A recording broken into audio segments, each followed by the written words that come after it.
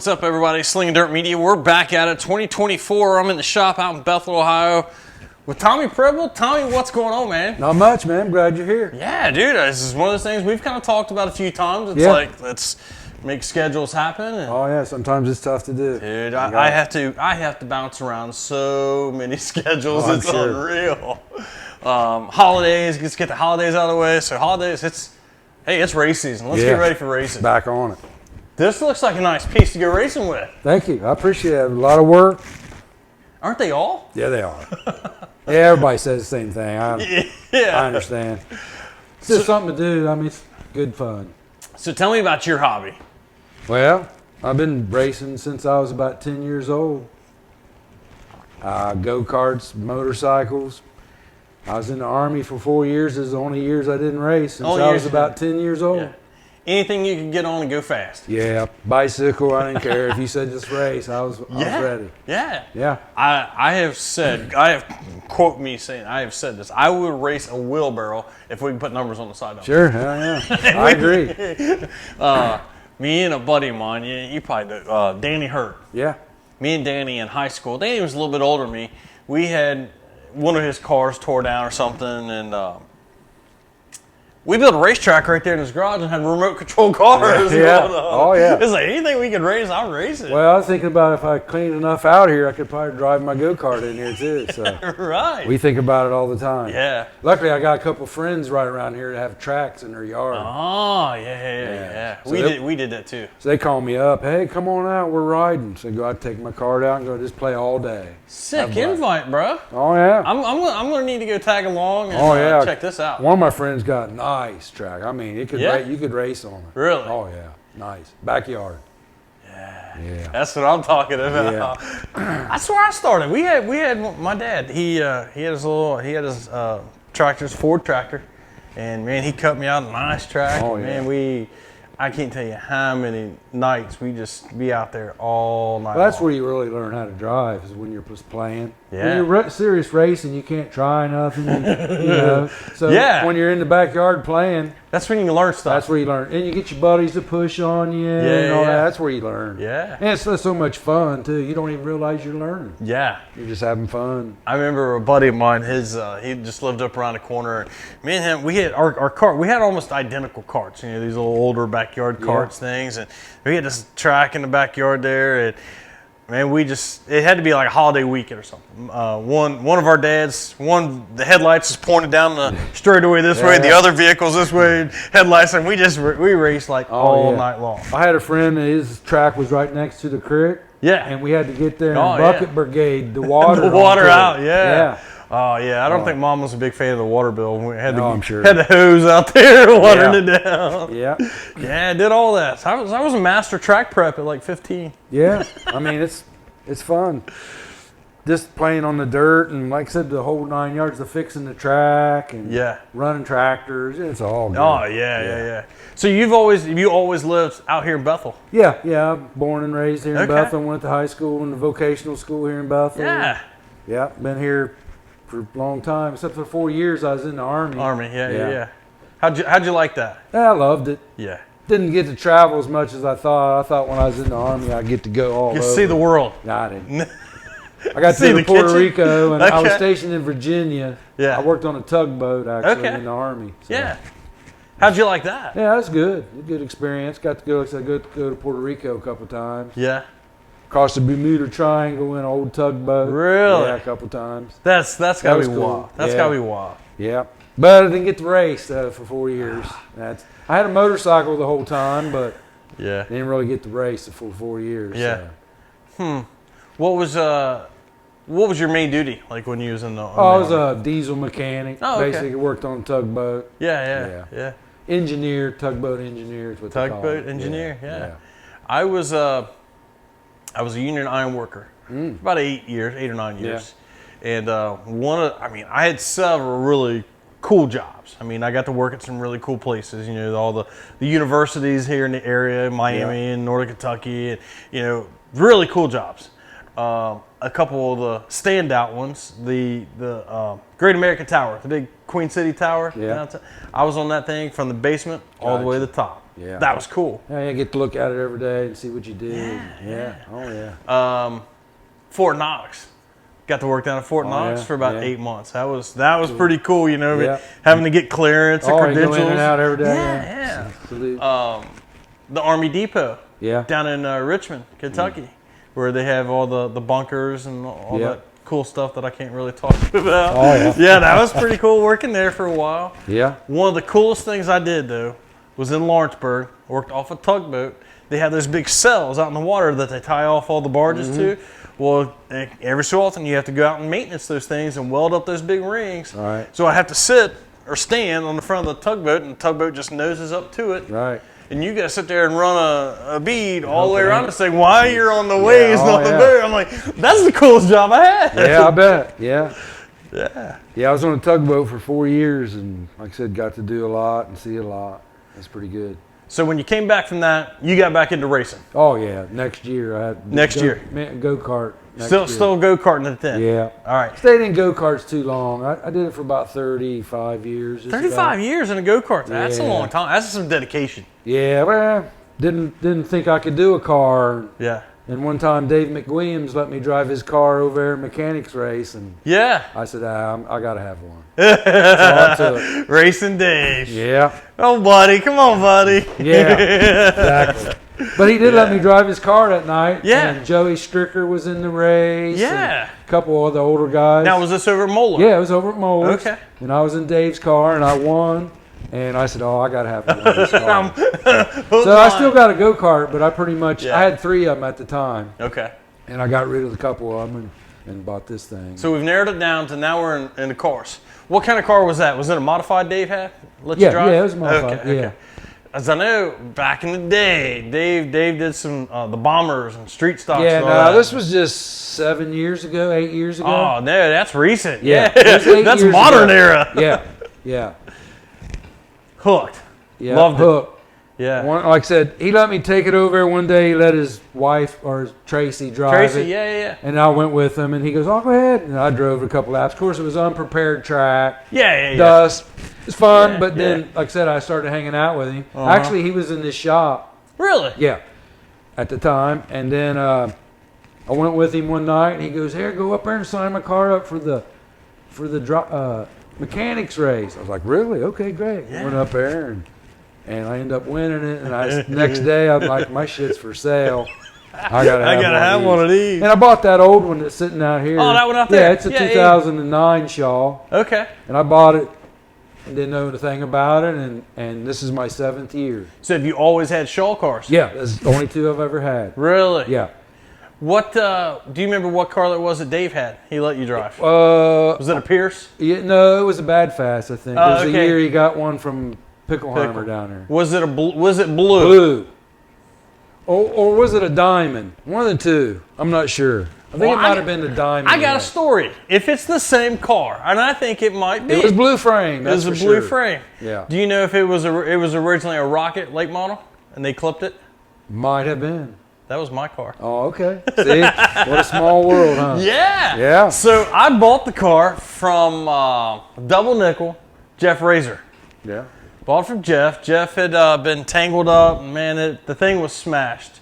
It was going to need clipped. Either as a late model or to make it a modified, it was going to need a front clip on it. Right. I'm like, man, the rest of the car, it's a frame. Yeah. So I bought it. And I hadn't even picked it up. It said over at Bill Blair's, and that's where it was. I paid Jeff and everything for it, and hadn't gone and picked it up yet. Old Racing Dave calls me up. What's up, buddy? Hey, I heard you got a car. I said, yeah, I got one. It needs clip. He says, I'm out here at Pickles, and we're looking for one, and so I sold it to him. I sold it to him. And I heard the first race out in that son of a gun, he went and won with it. He probably did. Like I said, at the time I got to drive it, it was pretty good. I won the mechanics race, but yeah. And I drove right around there like it wasn't nothing. So. Son of a gun. Yeah. And then that's kind of basically how I got into the modifieds. And then, of course, I can't afford modified. So next best thing is the sport mods. Yeah. Dude, I think, and I've said, I bet you if they would have had sport mods when I got still out, be doing it. I might still be doing it. I agree with that. Yeah. Well, I compare it to go-karts. Once you have it all, it really ain't much more expense than a couple go-karts. Yeah. Once you got it. Yes. Now, car costs a little more than a go-kart frame and stuff. And motors, tires, everything. Once you have the big initial budget spent, once you've bought the farm. Only thing go-kart does, you almost got to have somebody to go with you to pick it up and down all the time. Yeah. Car, I can pretty much do it all myself. I can load it, unload it, unless you get tore up. And then hopefully the guy next to you helps you throw it up on there. Yeah. My dad helped me a little bit. It was very limited to how much he could do and stuff. And his job was he was my truck driver. Yeah. He used his pickup truck. When I was a kid, when I first started, I say kid, I was probably 22, 20, whatever. Yeah. And I didn't have a full-size pickup truck. I was still running around a little Ford Ranger, Yeah. And so Dad had a full-size truck, and he said, well, my job is to drive, get it to and from the track. Yeah. And I had to buy him steak and eggs at Waffle House on the way home. Oh, that's not a bad gig. Not a bad gig right there, yeah. So, so Dad was my truck driver, but most of the stuff at the track, he wasn't able to do, so I was lucky if I had a buddy to go with me, but most of the time it wasn't. That's with me. Most of the time I'm here, but I do it all myself. But every once in a while, somebody will go with me and help. It definitely helps. Yeah. I look at some of them guys that's got 5 people that come with them. Must be nice. Yeah, it must be nice.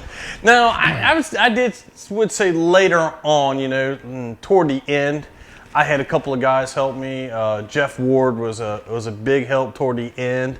I had a wife's cousin, Kenny. Kenny was a big help too for a while. He started helping me. He wasn't as much on the mechanical stuff, but he was like, "Hey man, I'm in sales." He's like, "I can help get sponsors and stuff." And that's a big help. That's a good help right there. A guy that's good at stuff like that.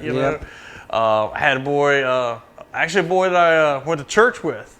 He helped me for a little bit when I first got into modifieds. He'd go with me, and Michael Mills. He's from, I think he's out in Georgetown now. Gotcha. And he just messaged me the other day. He says, "Man, this stuff's addicting." He's wanting to buy a go-kart or a car or something. Yeah. I wish I had the land. I'd have a go-kart track in my backyard for sure. Yeah, no doubt. I've got. It seems like everybody. I'm not gonna say everybody I know, but man, I know a lot of people that's got these things and got tracks, and it's like, man, I'm just sitting around with nothing to do. I like to go fast. Yeah. So did you do any street stock stuff? Nothing like that? Just straight into the... Yeah. Okay. So did you... Let me rephrase this. Did you start out as a modified and then went sport mod, or just straight as a sport mod? Well, back in the late... Because I can't remember where it started being sport mods. Back in Brown County days, I actually had an old junk late model that I run for 1 year. Yeah. And then I got out of it and then back into the go-karts. Yeah. And then, like I said, 7 years ago, I got my first modified. Now, Brown County, we're talking old Russellville. Yeah. Up on the hill. Oh, yeah. Yeah. I turned a couple laps there. Yeah. It was good until you went off the back stretch. It was black dark. You did not want to go off the back stretch. No. It was better than flipping, but... Yeah. I mean, I'd went off it once, and you're in the bright lights of the track, and then the next thing you know, you're in black. Space. I never had been over there. I didn't know if it was trees or nothing. I was just like... Yeah. I think I like when I was younger in high school and stuff, and I helped Danny hurt, and we went. I've known Danny for I don't know 30 or 40 years. Yeah. So when I was a freshman, I think, and Danny was a senior, and man, I'm still not a big guy. I was a little kid.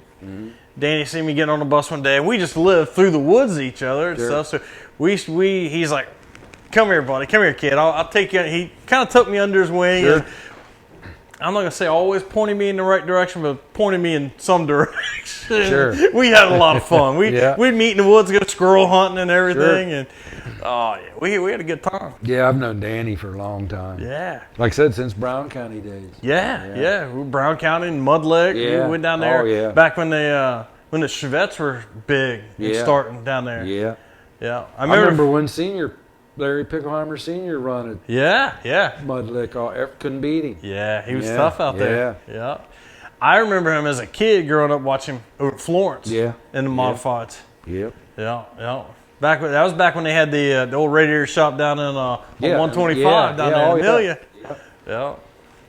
Yeah, those were some good days. Oh, yeah. Well, my dad pulled pulling tractors for 20 years. Oh, really? Yeah. When I was a kid, that's what was in the garage was a modified pulling tractor. It's called the Gambler. Yeah. Bill Pribble, that was him. No kidding. Yeah, done it for 20-some years. I know I've seen it before. Oh, yeah. He been in, like Claremont County, Claremont County. Yeah. Washington Courthouse, all up really? there. Oh, yeah. Yeah. For about 20 years. Huh. Yeah. I remember, gosh, whether it was the trucks or the tractors, whatever, going through the fair and looking at these things and the trucks and trailers and thinking, man, you just imagine the race car that these guys could have. If they weren't spending that money on these trucks or tractors, imagine a race car. Tractor pull, you're like maybe 15 seconds and you're done. Yeah. No seat time whatsoever. That's why I wasn't really into this is way more seat time. As soon as I thought that, though, then I immediately thought the other side of that. They're probably looking at us dirt racers the same way. Oh, yeah. Man, they got this race car. Look at the tractor they could have. Yeah, that's true. Like, man, everybody's just got different tastes. Oh, yeah. Huh.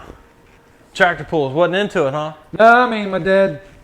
Did you ever try it? No, he would never let me try it. I could ride it around in the fairground while he's pushing it or going up to the scales, but nah, that was his thing. That was his thing, which was fine. I didn't mind helping. You're right. But once I got my driver's license and figured out I could go do up my I can go do what I want to do. That was it. Yeah. And then I had a friend. I raced quads at the time, and then I had a friend. I seen him up at a gas station one day, and he had a go-kart in the back of his truck. And, well, where are you going? Oh, I'm going over to Tollsboro, Kentucky. You ought to go with me. I'm like, no, I'm going to race my quad. He's like, oh, come on, go with me. All right. Yeah. Stood there. Oh, I got to have one of these. So quad was for sale the next Quad's day. for sale. Started go-kart. And that was in like, I don't want to say 96 or 95 or something like that. Yeah.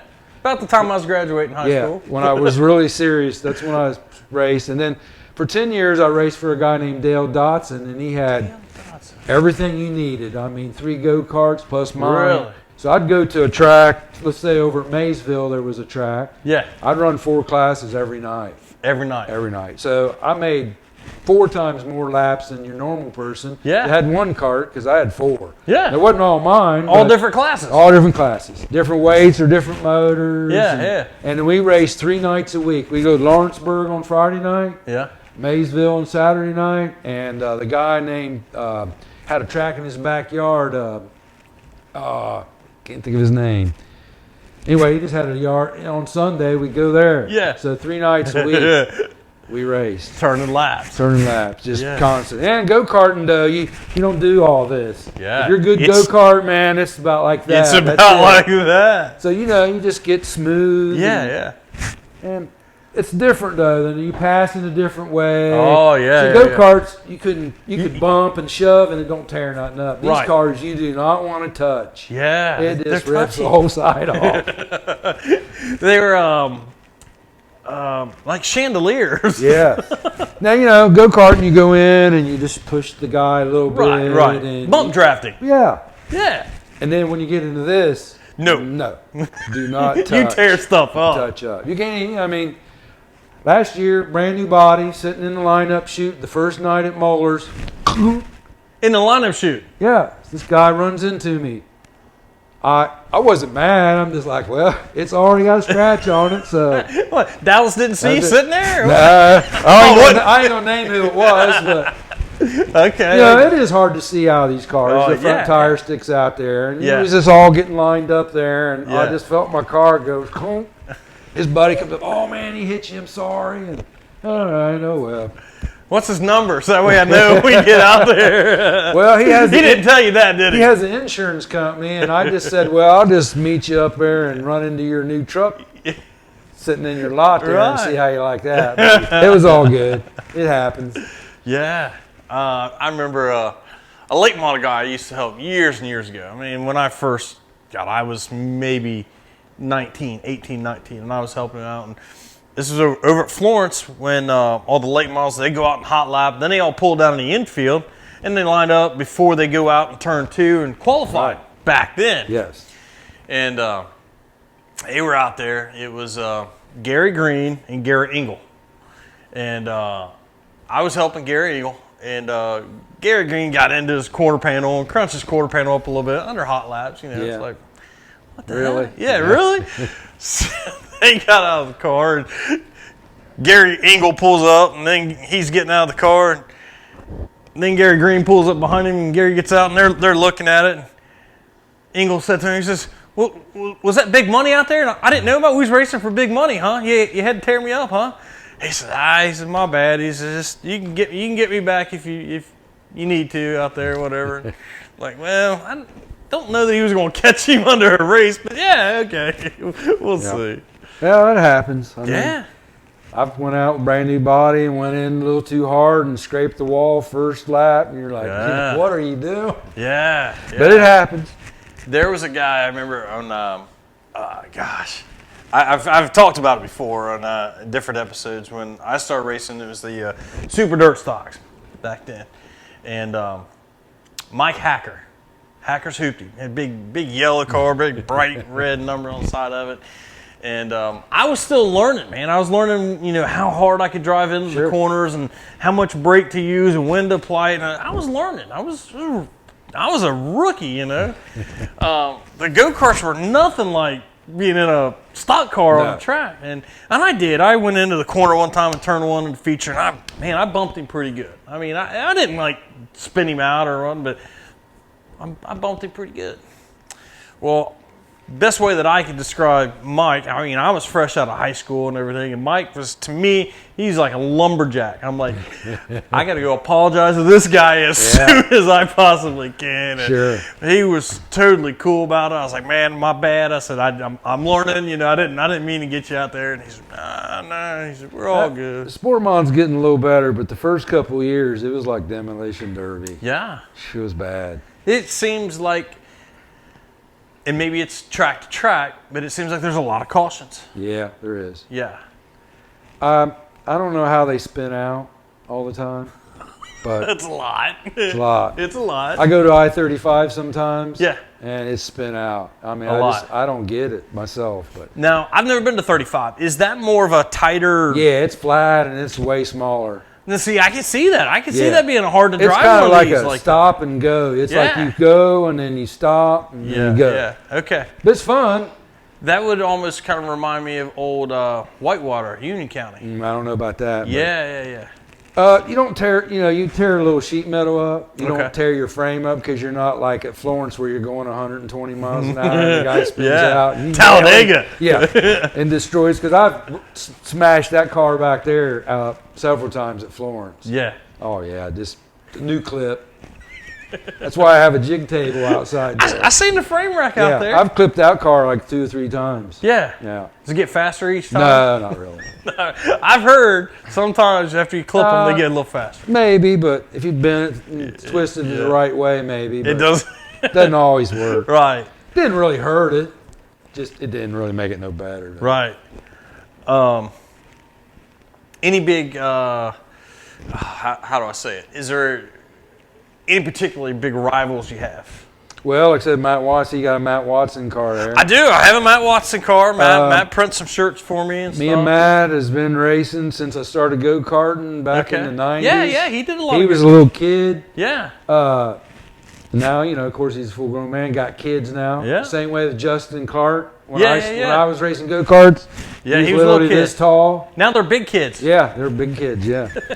So I've seen a lot of people, like I said, Danny Hurd. Yeah. I mean, I know all them guys have been racing for so long. But I don't have no really problems with nobody. Right. That's good. Yeah. That's a good thing, right? Yeah. Now, back in the go-kart days, a lot of people didn't like me. Uh-huh. But, I didn't go there to make friends. You go there to have fun. You go there to race. The old bump and run, they get a little upset sometimes. They do, man. Yeah. They don't like the Earnhardt theory of racing. No. And go-karting, that's really lots of times you can do that. You can't do that in these cars. You don't even want to have that attitude at all in these cars. Yeah. Nah. Like I said, I don't want to touch anybody. Right. And as long as the people don't just spin out in front of you, it's good. But there's a couple years there, seemed like we go in the first corner and... Yeah. And there they go. Now, I can tell you a story like in go-karting. I was one time I can remember that I was running like second place, and I don't know exactly what happened, but anyway, I was wanting a caution bad, so I thought, well, I'll just spin out. There's only 5 of us. Yeah. They'll put me to the tail, and in 2 laps, I'll be back up her. I couldn't spin my cart out. I went in there to spin out, and it just kept turning. It wouldn't spin out. It wouldn't spin out. So I'm thinking, I see these people that spin out all the time. How do you do that? I don't know how they do that, but I'd say it's a little easier to spin out one of these than it is a go-kart. yeah, I don't know. You got it right. It's pretty hard to spin out. Yeah, yeah. I remember the first modified I bought from Kevin Hartman. And Kevin told me, he says, make sure whichever direction, he said, make sure you have this thing pointed in the direction you want to go before you hit the gas. Yes. Well, I'd come off a Leaf Spring street stock car, and I was like, man, this thing was pushing. I never drove a bar car before. I'm like, this is different. I'm learning big time here. It's like all over again. Oh, yeah. And I didn't quite have it pointed the direction I wanted, and I thought, wow, I just get in the gas and bring it around. That didn't work. No. It went straight to the wall. Yeah. Yeah, the 4-bar rear steer thing is a whole different thing. It's a little different animal. Yeah, it is. And once you figure it out, I love it myself. Yeah. But. Now, I have noticed the last couple of years, you've done a little bit of late model racing. Yeah, I just got lucky and was parked next to Brent one night. Yeah. He brand new suit, brand new helmet, brand new seat in his car, but he had never got in it. Yeah. And he goes to get in it, and he can't drive it. Why? His stomach was rubbing, and his seat wasn't back far enough. So he just happened to say, Tom, come here a minute. See if you can get in it. Well, luckily I'm a skinny guy. I fit right in there. I'm like, yeah. That's how I got the ride. Yeah. The right place at the right time. Now, I've known Brent for years and years and always wanted to drive for him, but never really asked. You don't really go up to somebody that has a late model and say, hey, let me drive your car. Yeah, because most of the time they're going to it ain't gonna get out of here. Right, yeah. But I just got lucky, and we don't race every time. Right. He can't really. And you guys are kind of the same theory. You're kind of there to have fun. Oh, yeah. You finish. You want to win. Oh, yeah. Hey. But in the late models, I know there's no way I'm going to. If I even won a heat race, it would be a miracle. But I tried to stay out of the fast guys' ways. I know there's some guys there that are kind of in the way. Yeah. And I didn't want to be one of them guys. Right, right. So. Didn't run in the big races, I know when to run. Yeah. And just go and have fun and try to finish and not tear the man's stuff up. That's right. Yeah. That's a good little plan right there. Get out of this thing and get into a late model. Oh, man, what a difference. There's the same night.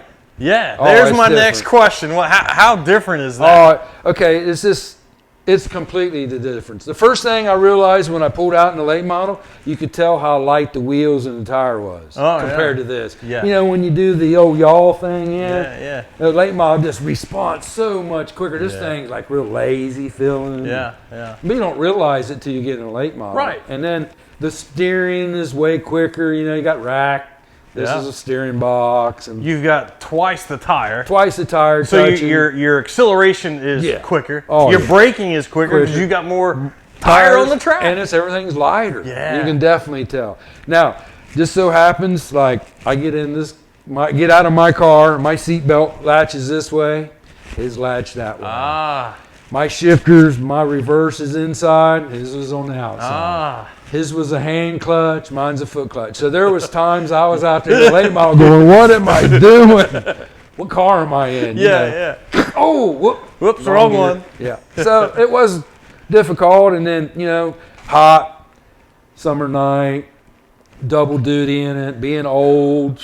It was a job. It's a drag. Yeah. It's a job. But it's fun. I'd do it Didn't again. take the fun out of it. No, it didn't take the fun out. Now, when you wreck and you got tore up a now you got man's twice car, as much work to do. And then you got to get it into the trailer and all that. That's a bad night. But when you drive up and pull it right into the trailer, it's a great night. I don't care if you come in last. Yeah.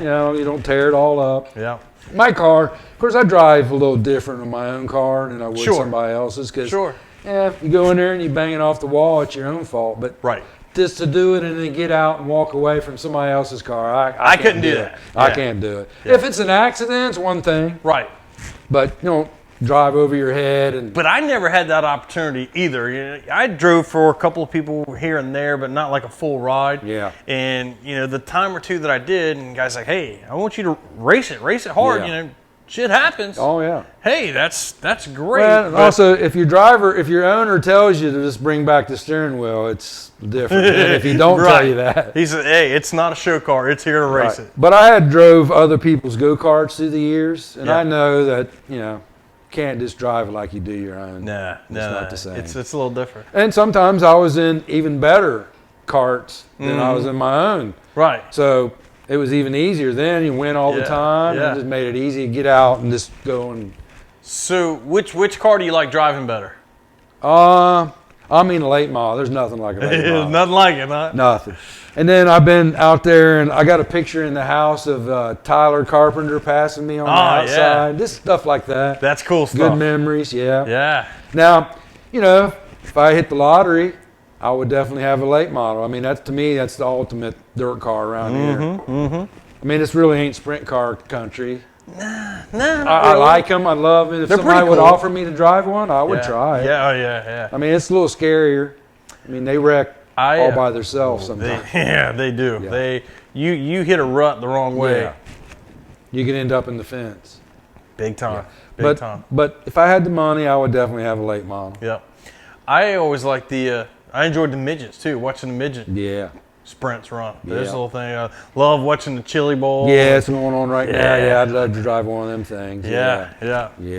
I think that's my bucket list. One year, I want to go to the Chili Bowl one year. Yeah, I would too. I want to see it.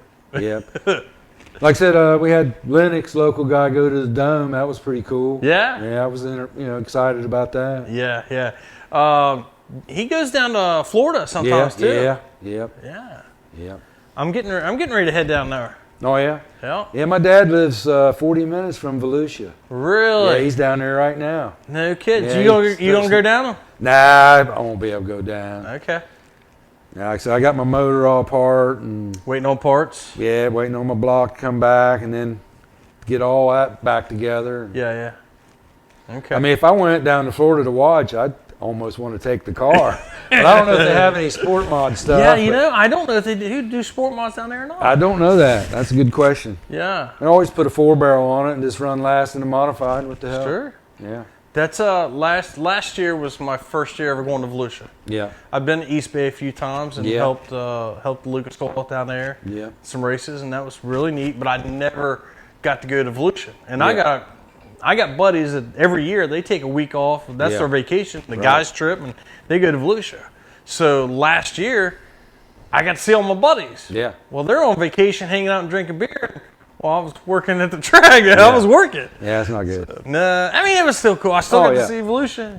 But I was okay with it because I got paid to be there. Sure. It didn't cost me money. I made money being there. Right. It didn't cost them money. That's easier. Yeah, that's easier. This year, I'll be helping the UMP dirt car. Cool. So I'll be race directing the modifieds for UMP dirt car the week before the Outlaws do the late models. So nice. I'm looking forward to it. Yeah, being involved. Yeah, it's about go time. Yeah, it is. I mean, it goes by quick. Yeah. It just seems like, man, just yesterday, the season was wrapping up, and I was coming home from Charlotte, and now the holidays are out of the way, and it's time to go back and get going again. Yeah, it is. Yeah. Cool. Tommy, man, this has been good stuff. I appreciate you having me out. I appreciate you coming. Before we wrap up, anybody in particular, sponsors or any buddies, who do you need to thank that's helped you out and get you here? Well, of course, Bethel Pond is my main sponsor, and they help me out a lot. And my dad helps me out. He'd like to get under there and work on it, but he's 87, so he can't do that. And he would like to drive it, too. He tells me all the time how to do it. Mechanics race, got his name on it. But he walks over and he goes, I don't think I can get out if it got in there. But and then I have a couple of sponsors that don't like to be named to just help me out here and there. So I like to thank all of them, and that's about it. They know who they are. Yeah, they know who they are. That's cool. Yeah, that's cool. All right, good deal, Tommy. We're right about that dirty 30 mark. All right, so. Like I said, I appreciate you coming out. Yeah, we're gonna wrap up. We're out here, Bethel, Ohio, with Tommy Pribble. Man, it's been It's been good. Off season's over with. We're getting back at it. We're gonna have new episodes, new people on try to have them on every week. We got a lot of schedules to bounce around. I'm gonna be traveling and doing my thing too. So make sure you go to Slingin Dirt Media YouTube channel, Facebook page, like and subscribe. We really want to build the subscriber up this year. We got merch stuff, all that stuff, hatties, hoods, t-shirts, all that good stuff. Yeah. Hit us up, let us know, and we'll see you at the track next week. Thanks. See ya. Excellent. Excellent. Good job, buddy. Appreciate it. Last thing, I need you to sign my table. Okay, I can do that.